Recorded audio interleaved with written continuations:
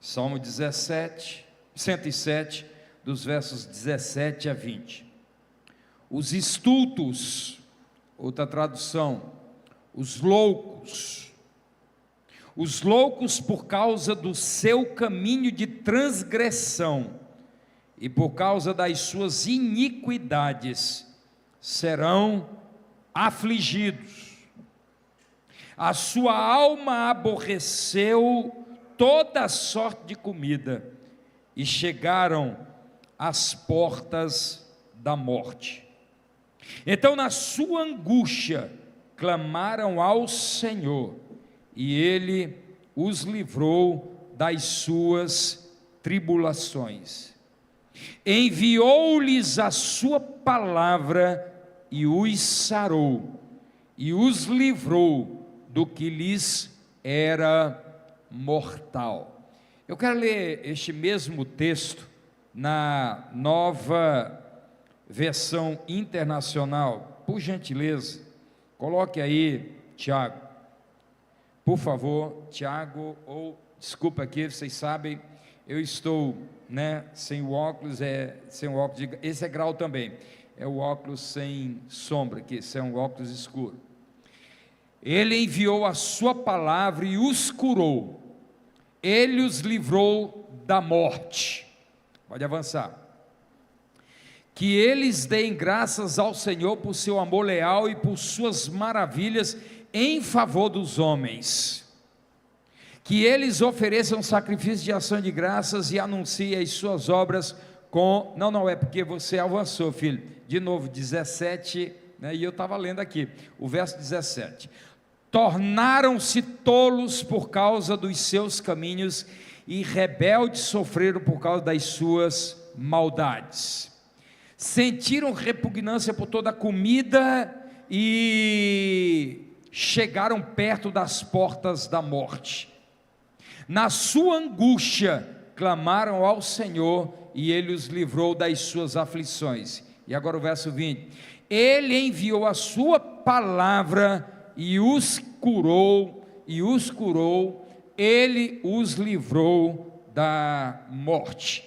Amados irmãos, eu quero tratar com vocês nesta manhã sobre o tema o poder da oração e da palavra.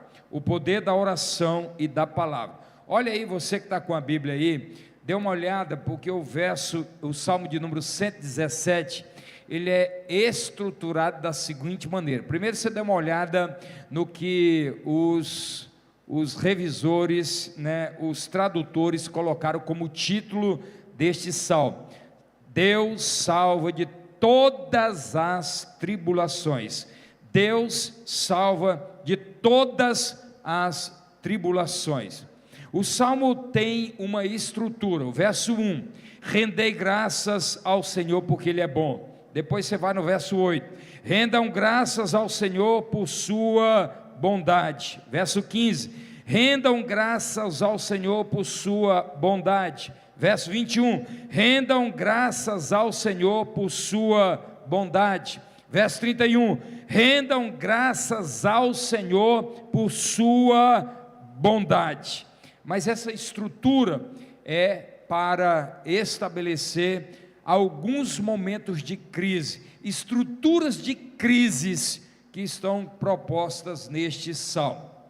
Mas eu não vou, evidente, falar de todas, eu vou apenas me deter ao que diz o verso 17 ao de número 20.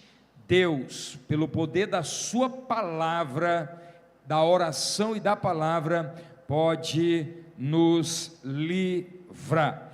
As consequências, amados irmãos, do pecado são traduzidas de maneira extraordinária neste texto. Aqueles que vivem uma vida de transgressão, errando o alvo, de iniquidade, pessoas que têm uma contundência e uma motivação para o erro, pessoas que reproduzem erros, estes têm consequências para serem experimentadas na própria vida. O texto vai mostrar, amados irmãos, algumas consequências do pecado, mas essas consequências elas se estendem à alma, ao corpo e ao espírito. Vocês vão ver neste texto, apenas dos versos 17 a 20, que as consequências do pecado alcançam o físico, o emocional e o espiritual. Mas diz o texto também que Deus livra, cura e restaura. Por isso que tem o grito ao final: rendam graças ao Senhor. Verso 21. Rendam graças ao Senhor por sua bondade e por suas maravilhas para com os filhos dos homens. As consequências do pecado no corpo, na alma e no espírito. Me acompanhe. O texto diz que o pecado causa aflição e angústia. Alguns pensam, que angústia, aflição e angústia são sinônimos. Na realidade, há sim possibilidade de alguns sintomas serem extremamente parecidos e comuns, tanto a aflição como a angústia. Mas a primeira parte do Salmo diz que os pecadores, os transgressores, os iníquos, aqueles que erram o alvo, aqueles que se distanciam do caminho, aqueles que reproduzem erros, estes serão visitados pela aflição. Olha o que diz o texto: por causa da sua transgressão e por causa das suas iniquidades são aflitos. Amados irmãos, o pecado leva as pessoas a viverem em desespero existencial, emocional. A aflição é o estado de estar angustiado. Este é uma diferença, eu vou acentuar um pouco mais esta diferença, mas a aflição é o estado de estar angustiado. E a aflição, como dizia o antigo alemão, é uma palavra que vem da raiz da palavra Jürgen, que é algo como que está enforcando alguém, sufocando alguém. Aflição é quando você não consegue mais respirar, é aquele abafamento da alma, é quando alguém diz: eu estou num estado de angústia, em que isso se reproduz num abafamento da alma. O texto diz que por causa da transgressão, de quem erra o alvo, de quem sai do caminho, de quem deixa as veredas, por causa da transgressão e por causa da iniquidade dos pecados comumente trazidos e reproduzidos e vividos, estes serão visitados pelo abafamento da alma, serão sufocados pelas consequências do próprio pecado. Essa é a primeira consequência, o abafamento da alma, não conseguir respirar. O prazer do pecado, ele é momentâneo, irmãos. Sair das veredas do Senhor, sair do caminho, pode trazer uma alegria momentânea, mas depois vem o abafamento da alma. Mas o texto ainda diz que o pecado causa angústia. O texto diz: na sua angústia. E aqui nós alargamos o conceito, porque a angústia é um sentimento profundo de insatisfação, ansiedade, acompanhado de desespero, que causa fraqueza, desânimo e insatisfação. Para termos uma diferenciação, ainda que sutil, a aflição mexe com a alma, as emoções, a angústia com o corpo. Diz o texto sagrado que este homem, por causa do seu pecado, vai aborrecer até a comida. Dito de outra maneira, não tem mais nem prazer em comer, o seu corpo vai ficar debilitado. A angústia, amados irmãos, traz como consequência a debilitação do corpo. As aflições refletem na alma e no espírito. Agora imagine as duas coisas juntas, porque o texto diz: é aflição e angústia. Não é só a aflição, é a angústia também. Enquanto a aflição é o estado de angústia que reflete na alma e no espírito, a angústia mexe com o corpo, não tem mais ânimo, há uma insatisfação, não há sentido para a vida, não há mais desejo de viver, nem de usufruir das coisas mais maravilhosas da vida, como diz o autor de Eclesiastes. Uma das belezas, uma das satisfações, uma das alegrias da vida é comer e beber, mas o pecado rouba até as alegrias primárias. As alegrias primárias são roubadas pelo pecado, afetando a alma, o corpo e o espírito. Mas não é só isso. O texto ainda vai dizer que o pecado provoca dificuldades. Olha o que diz: dificuldades. Aliás, a palavra dificuldades, a palavra aqui não está no singular, a palavra está no plural. Não é uma dificuldade, são dificuldades, no plural, são muitas. Dificuldades de ordem física, dificuldades de ordem emocional, relacional, material, espiritual. O texto diz que a sua alma aborreceu a comida e chegaram até as portas da morte. A alma, os sentimentos, a sede dos sentimentos diz: não há mais desejo sequer de comer e beber. O texto diz: chega-se às portas da morte. O pecado, amados irmãos, pode demorar a chegar com a conta, mas ele vai chegar. Quando Deus visita Caim, lá no capítulo 4 do livro de Gênesis, diz: olha, cabe a tu dominar os teus desejos e o teu pecado. Se isso não acontecer, o pecado te achará, a conta virá. O texto diz dificuldades, e o mesmo salmista, vai reproduzir isso em alguns textos que eu passo a recitá-los. Lá no Salmo 32, verso de número 3, Davi diz que enquanto não confessou o seu pecado, seu corpo sofreu com a enfermidade. Olha o que diz aí, 32, no verso de número 3, ele diz que enquanto eu não confessei os meus pecados, envelheceram os meus ossos, pelos meus constantes gemidos todo dia.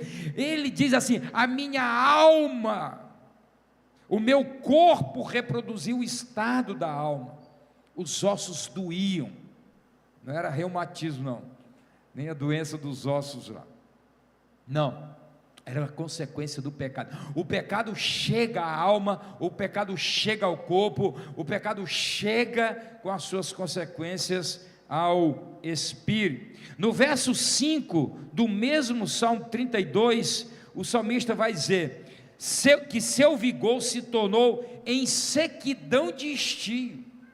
Ele diz: eu era um cara, estou falando de Davi, é Davi. Isso aqui é por causa do pecado de adultério com Batseba. Ele diz: eu era um cara vigoroso, guerreiro, matador de gigantes, matador de leões, matador de ursos. Agora diz o texto que por causa do seu pecado, o seu vigor se tornou num deserto, numa sequidão de estio. Na tradução mais erudita aqui,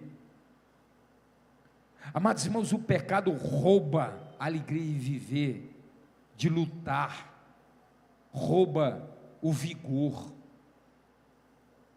Não importa se você tem 15 anos, 20 anos, 10 anos, o pecado vai lhe roubar o vigor. O mesmo Davi, agora no Salmo 51, onde é mais contundente a sua exposição com relação ao pecado do adultério, ele vai dizer no verso número 12, que até a alegria da salvação ele perdeu. Ele não perdeu a salvação, ele perdeu a alegria da salvação. Não é só o vigor físico, mas é o vigor espiritual também. Ele vai gritar a plenos pulmões: Deus, devolve-me a alegria da salvação. E isso só vai acontecer por meio do arrependimento. O pecado, amados irmãos, ele provoca dificuldades em todas as ordens, mas a mais devastadora é a emocional e a espiritual. O corpo padece, o corpo sofre. Determinados pecados vão levar o corpo a definhar, mas a alma sente primeiro, o espírito sente primeiro, as emoções se esvaem, as alegrias se esvaem. Você vai ver o próprio Davi de novo dizendo lá no Salmo de número 102, verso 5. Aí ele vai dizer: as minhas chagas se tornaram fétidas e purulentas por causa da minha loucura. No Salmo 38, verso 5. Salmo 38, verso 5. As minhas chagas se tornaram fedidas, fétidas e cheias de pus. Isso aqui, cheios de pus, por causa da minha loucura, do meu pecado. Agora sim, o Salmo 102, verso 5, na NVI vai dizer: de tanto gemer, estou reduzido a pele e osso. De tanto gemer por causa do pecado, eu estou reduzido a pele e osso. O pecado traz consequências terríveis, alcança todas as áreas. Vocês sabem, nós somos um ser holístico, nós somos corpo, nós somos alma, nós somos espírito, e o pecado nos pega em todas as dimensões. Os sentimentos são completamente devastados, o espírito sente. A Bíblia diz que o nosso pecado faz separação entre nós e Deus, não há intimidade, não há como você conectar-se com Deus, o céu se torna em bronze. O pecado causa aflição, abafamento da alma. O pecado causa angústia, desespero. Um desespero que chega às portas da morte, como disse o salmista. Isso está me levando às portas da morte. Mas eu quero que você dê uma olhada no texto quando diz ainda: a minha alma aborreceu toda a comida e chegaram até as portas da morte. As coisas mais belas da vida, que Deus nos deu pela sua graça abundante, algumas bênçãos de Deus são para todos, como o sol é para todos, não importa se é crente, satanista, para todos. Comer e beber é uma bênção,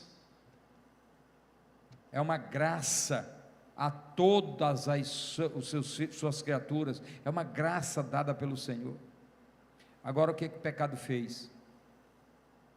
Nem comer eu consigo mais, perdi o apetite, não consigo mais comer. A beleza de comer um prato lindo, os pratos favoritos deixam de ter prazer. De outra maneira, amados irmãos, o pecado leva a desistir das coisas belas da vida, dos prazeres maravilhosos que o Senhor tem dado para nós. Por causa do pecado, o texto diz: aborreceu toda a comida, a minha alma aborreceu toda a comida, e chegaram, às portas da morte. Mas, pastor, o que fazer? Antes de dizer o que fazer, eu quero que você olhe o verso 21 aí do Salmo 107. Antes de dizer o que fazer, eu já quero, em nome de Jesus, dizer que há solução. Antes de dizer o que fazer, eu já quero convidar você a render graças ao Senhor. Eu já quero convidar você, como o salmista, dizer: rendam graças ao Senhor por sua bondade, porque Deus pode visitar o pecador e está em estado de aflição tão grande que ele não consegue mais respirar. Ele pode chegar àqueles que estão no estado de angústia tão grande que desistiram de viver. Ele pode visitar alguém sendo visitado por dificuldades de todas as ordens: financeira, emocional, relacional, conjugal, paternal. Ele pode visitar aqueles que desistiram de usufruir das belezas da vida. Rendam graças ao Senhor por sua bondade. Deus não rejeita ninguém. Se há esperança para alguém nesse estado, a esperança para mim, a esperança para você nesta manhã. A pergunta é: o que fazer? Eu quero que você dê agora uma olhada, porque o texto diz assim: então clamaram ao Senhor. Então clamaram ao Senhor, verso de número 19. Então, na sua angústia, clamaram ao Senhor. Não clamaram a governos, não clamaram a profissionais da alma a despeito deles serem bênçãos, não clamaram a entidades, buscaram ao Senhor, a pessoa certa. Buscaram, clamaram ao Senhor. Irmão, chega a ser desesperador. Sabemos que existem pessoas que estão em terríveis aflições, que não estão conseguindo mais nem respirar por causa das consequências do pecado. É desesperador saber que alguns estão num nível de angústia tão grande que estão desistindo de viver. É desesperador saber que alguns estão enfrentando dificuldades em todas as áreas. É desesperador saber que alguns desistiram e estão alguns às portas da morte, mas continuam com a cerviz dura, sem querer buscar a face do Senhor. Por outro lado, não espere. Olha o então aí. É assim que começa o verso: então, na sua angústia, clamaram ao Senhor. Espera aí, você vai esperar chegar no nível de aflição que não será capaz de respirar? Você vai chegar num nível de angústia tão grande que vai deixá-lo às portas da morte e levá-lo a desistir de viver para buscar o Senhor? Você vai esperar chegar ao nível de desistir das belezas da vida, não conseguir mais nem ter prazer em comer para buscar o Senhor? Você vai chegar aos níveis de dificuldades aos quais você não conseguirá sequer mensurar para buscar a face do Senhor? Eu acho que não. Mas no caso do Salmo 107, eles esperaram tudo isso acontecer.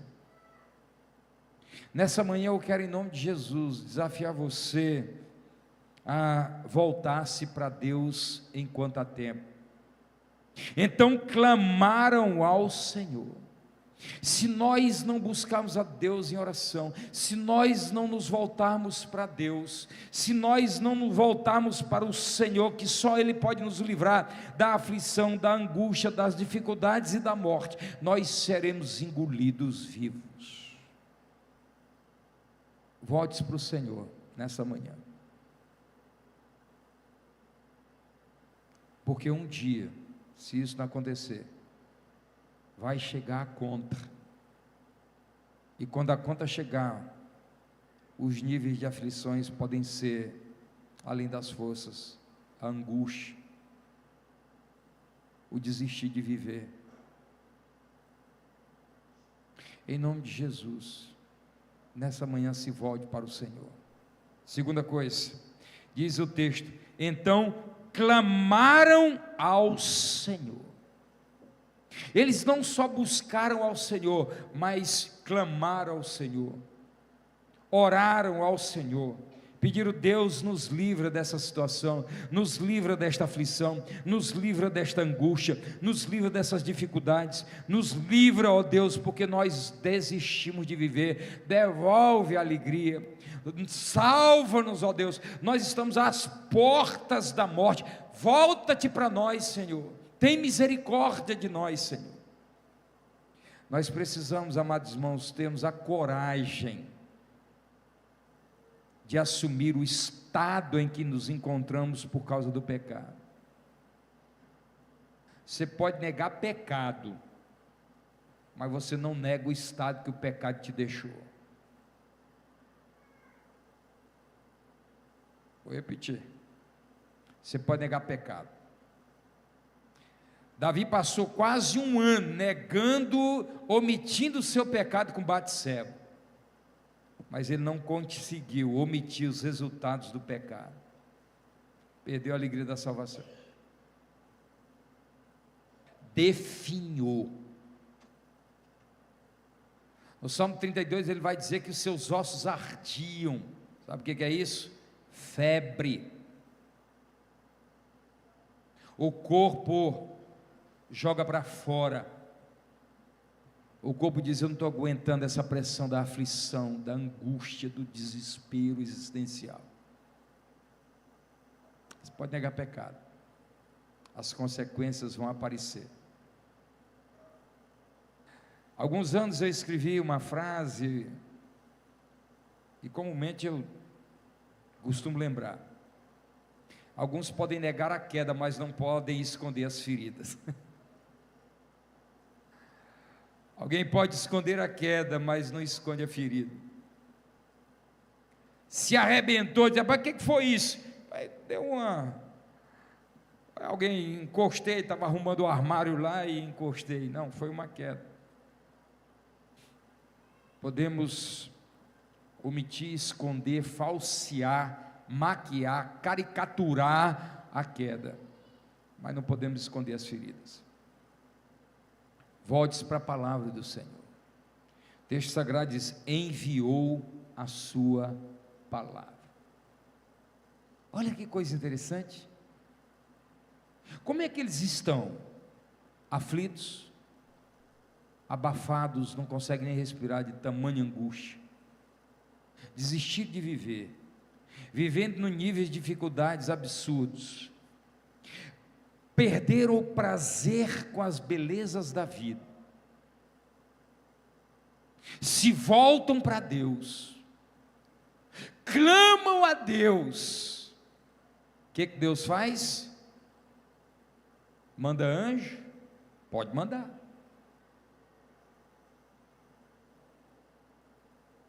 Manda querubim? Pode mandar.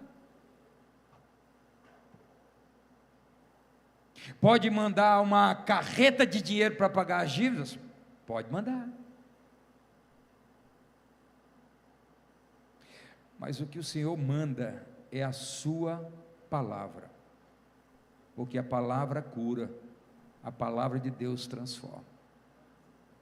Olha o que diz o texto: enviou-lhes a sua palavra. Escute isso em nome de Jesus, estou concluindo. A tua aflição, a tua angústia, as tuas dificuldades, os teus desesperos existenciais, não serão homens e nem igrejas que vão livrá-lo. O que vai livrar você é a palavra do nosso Deus, uma vida de oração, buscar ao Senhor, rasgar-se diante dEle, se arrepender dos seus pecados, e o Senhor diz: eu vou enviar a palavra, E junte isso, e agora nós entendemos porque que lá em Atos capítulo 6, a igreja começou a crescer. Atos capítulo 6. E claro, a igreja começa a crescer, os problemas vêm. E começa a haver murmuração. Começa assim, a desgraça. A igreja começa a crescer e vem as murmurações. As viúvas helênicas foram colocadas à margem. Problemão. Está vendo? Pastor não olha, está vendo? Não visita, está vendo? Tem gente, acepção de pessoas, está vendo? E a igreja começa a ter problemas. Aí os discípulos se reúnem e escolhem 7 homens, mas não são qualquer um. Não é qualquer um que serve para resolver o problema da igreja, porque tem gente que não resolve problema, causa problema. Escolhem 7 homens cheios do Espírito Santo, cheios de poder, cheios de fé, cheios de sabedoria. A palavra que mais se repete lá é cheio, cheio, cheio, cheio, cheios, para resolver o problema. E resolve. E aí, depois do problema resolvido, a igreja continua crescendo, está lá, e a igreja multiplicava-se. Quando a igreja começa a crescer, vou abrir até um parênteses, bifurquei aqui a mensagem, né? Quando a igreja começa a crescer, vem problema. O diabo é podre.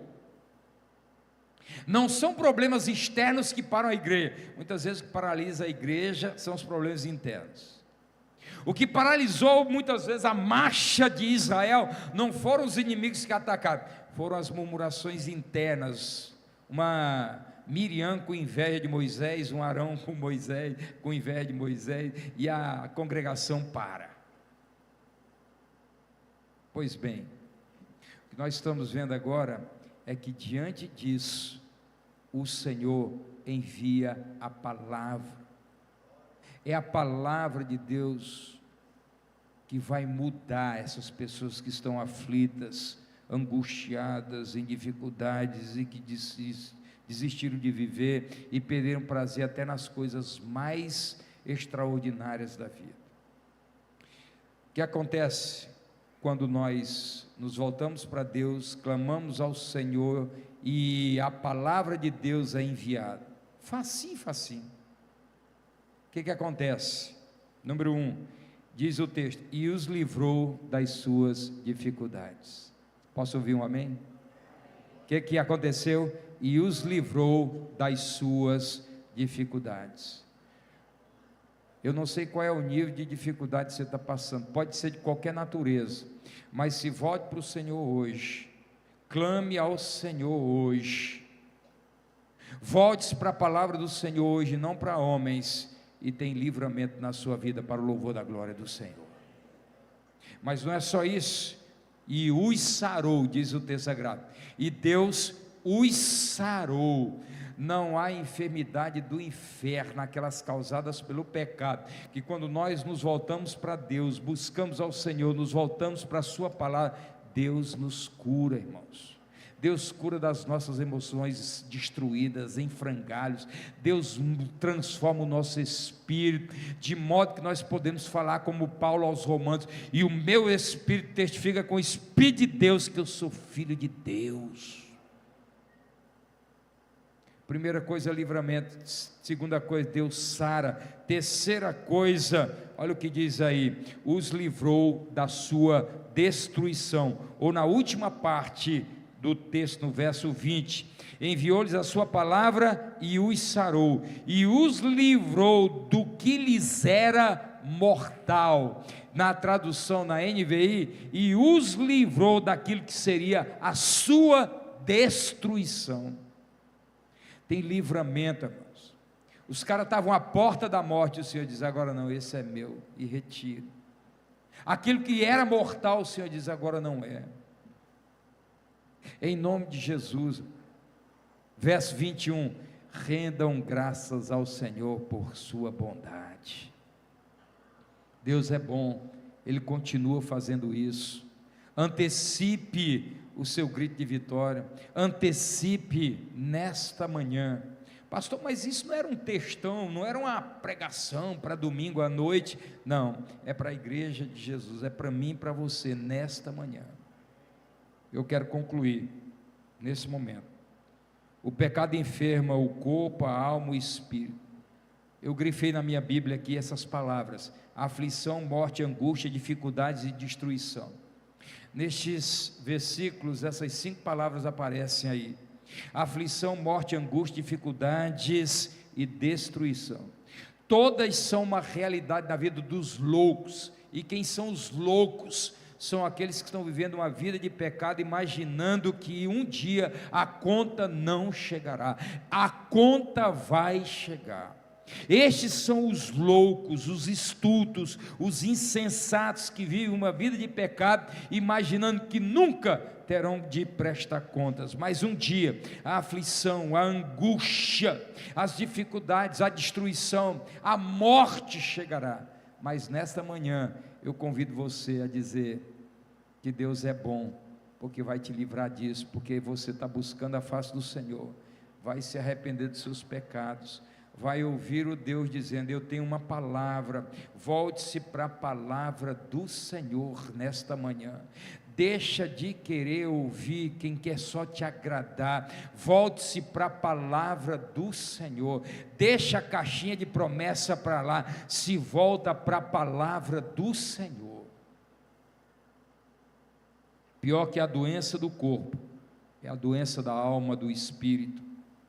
Nem tudo que afeta o corpo afeta a alma, mas tudo que afeta a alma afeta o corpo. Davi está há 10 meses prostrado no hospital, mas a sua alma está vigorosa. A enfermidade afetou o corpo, mas não afetou a alma e o espírito. Nem tudo que afeta o corpo afeta a alma, mas tudo que afeta a alma afeta o corpo. Aqui está, amados irmãos, a alma sente primeiro os efeitos maléficos do pecado e o corpo vai responder. A oração e a palavra salvam a alma, o corpo e restauram o espírito. Então clamaram ao Senhor na sua angústia e Ele os livrou das suas dificuldades. Enviou a sua palavra e os sarou e os livrou da sua destruição. Em nome de Jesus, que nós possamos fazer como os apóstolos lá em Atos 6, quanto a nós outros, nos dedicaremos à oração e à palavra. A oração e a palavra. Este é o ofício sublime do ministério pastoral, a oração e a palavra e oração, mas na ordem correta, a oração e palavra. Os problemas, Deus vai levantar, como tem levantado nesta igreja, homens cheios, mulheres cheios do Espírito Santo de Deus, para ajudar a resolver problemas. Mas é daqui, como dizia Jonathan Edwards, é do púlpito que Deus governa a sua igreja, é do púlpito que Deus orienta o seu povo, e aqui precisa ter homens e mulheres de oração e amantes da palavra de Deus.